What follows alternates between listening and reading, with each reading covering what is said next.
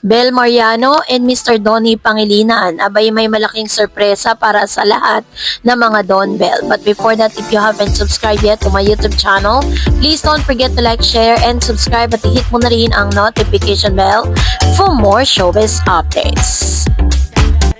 Bago tayo of course magsimula sa ating updates for today's video, nais ko pong pasalamatan kayo for always watching and trusting this channel. Thank you so much sa inyong laging panonood at palagi ang pagsubaybay sa mga updates po natin. Maraming salamat po. At ngayong araw, eto na no, dahil very thankful ang isang Miss Bel Mariano dahil sa napakagandang pasok ng taong 2026 para sa kanya. Dahil kabi-kabilaan po mga endorsement ang nagpa-renew at talagang siya pa rin ang tinuguri ang one of the queen of Shein, no? Kung saan siya pa rin po yung isa sa mga endorser at ambassador nito.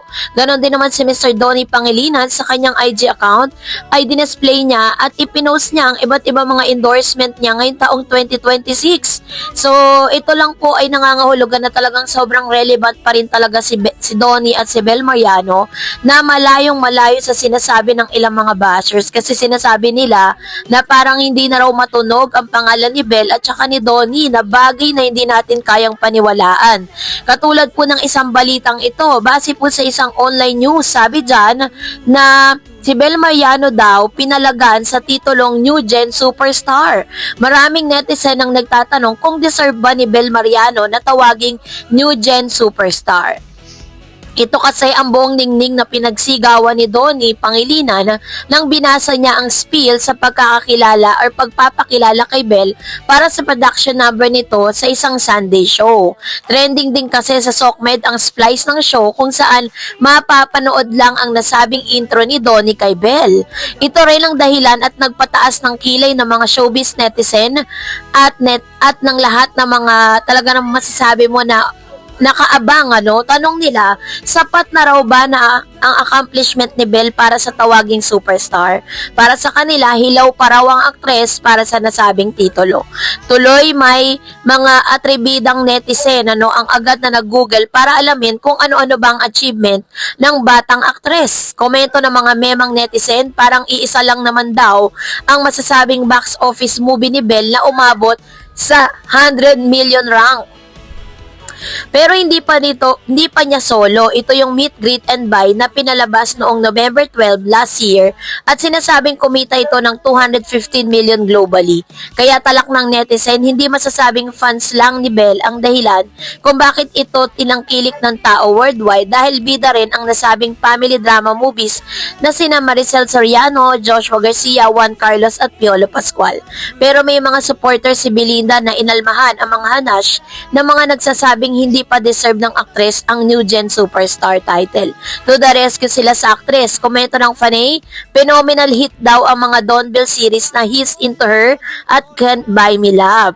At isa si Bel sa mga artista ngayon na paboritong endorser ng mga advertiser. Kabi-kabilaan ng mga product endorsement niya, may point din naman ng fan si Bel. Oh well, tanggapin naman natin na isa talaga si Bel sa sikat na young star ngayon. Kung yun ay gusto ng management at supporters niya, i-label siya sa kanya, hayaan na lang natin, ika nga walang basagan ng trip.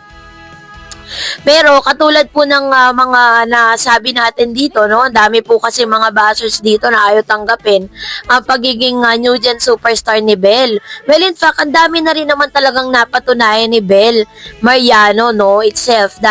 So, lahat naman po ng mga achievements nitong si Miss Bel Mariano, talagang very naman, may mga ebidensya naman talaga. Deserve din naman ni Miss Bel na tawaging New Gen Superstar. Kasi kung hindi siya, sino?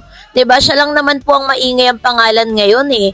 So, kasabay nito, may isa pang good news. Panoorin natin. Winondoan ba sa kateleserye?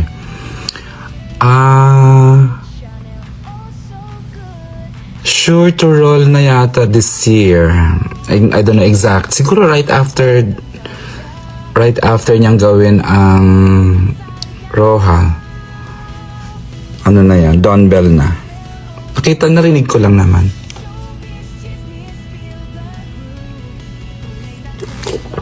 Mahahappy mga Don Bell sa new. Sa isang video na nagsisirculate ngayon sa social media kung saan isang statement po ang talaga namang sinakyan ng ilang mga Don Bell fans na magkakaroon na nga or pagkatapos pong gawin ni Mr.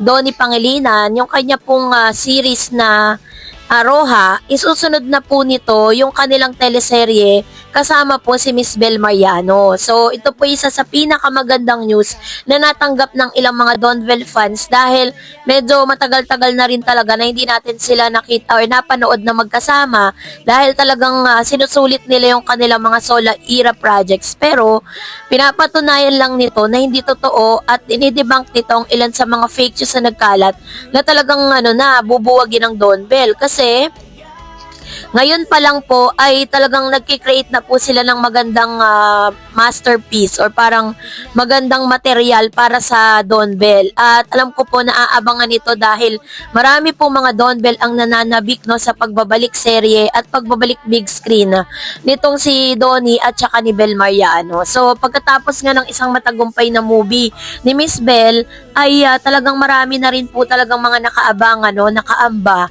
na mga project si Miss Bel Mariano, lalo na't ngayon na mas pinag-iigting pa yung kanyang karera dito po sa telebisyon at sa big screen. Kasi kahit na sabihin po natin na hindi lang si Miss Bel Mariano ang bida doon po sa nasabing movie na yon, pero parte pa rin si Miss Bel. Hindi naman po magiging 200 million yung kinita niyan kung wala pong mga Don Bell at wala pong mga fans si Bel Mariano na sumuporta. Let's give them yung credit. Hindi pa pwedeng solohin ng iba at hindi pa pwedeng sabihin ng mga bashers na hindi talagang solo na si Miss Bel Mariano yun.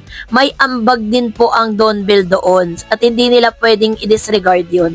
So this time is naghahanap pa po tayo ng ilan sa mga impormasyon kung anong tema at kung anong material ang gagamitin para kay Bel at saka kay Donnie. Kasi parang yun po ay pinagpaplanuhan na ngayon taong 2026 at hindi na po nila mababawi yun dahil yun po ay ipinangako na nila sa Don Bell, nakasulat na po yan sa kanilang kontrata, kaya hintay na lang po natin ang ilan sa mga projects nila, but as of now supportahan natin itong si Mr. Donnie Pangilinan habang nasa Netflix pa po, may series po kasi yan At dito po napatunayan talaga na si Donnie is for Bell only. Kahit na may mga fans na parang ipinipilit pa rin itong si M dito kay Mr. Donnie. Pero still, nananatiling si Bell pa rin talaga ang hinahanap ni Donnie, lalo na't gusto niyang makatrabaho si Miss Bel Mariano ngayon taong 2026. Kaya naman, abang-abang lang po tayo sa mga latest happenings and latest projects na magaganap between Mr. Donnie Pangilinan and Miss Bel Mariano. So, that's it for today. For more videos and updates, please don't forget to like and subscribe. And please don't forget to follow my Facebook page, Dareds TV and Dareds channel. God bless everyone.